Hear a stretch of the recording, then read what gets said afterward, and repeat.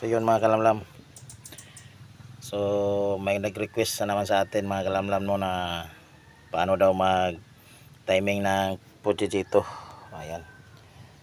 Fujitsu engine to, Isuzu. So ito. Mayroon naman akong video na pinakita na paano mag-timing.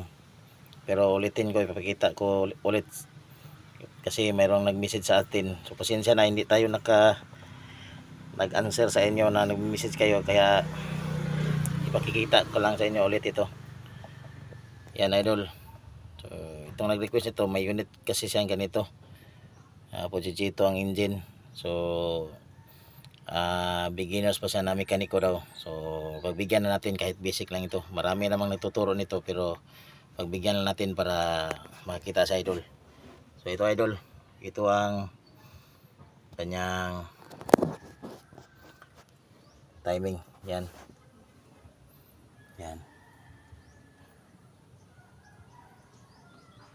Hindi gaano masyadong makita pero andyan may ano dyan. May markings dyan. May puntok dyan na marking sa ano.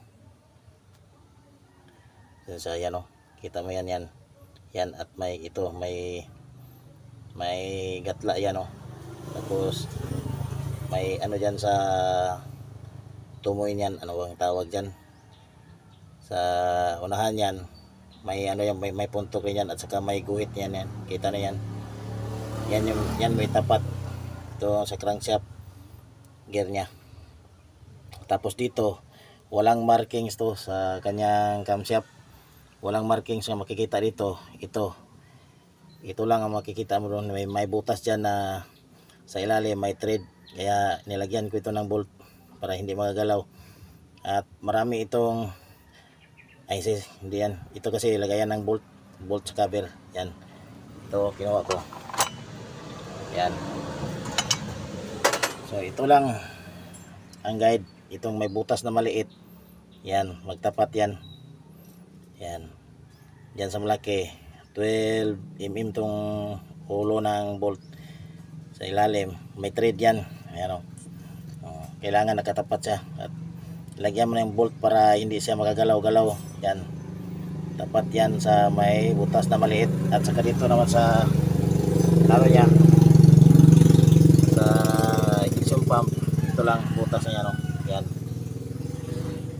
Wala siyang guide na marking guide dyan. Marking guide dyan wala. Gilid wala.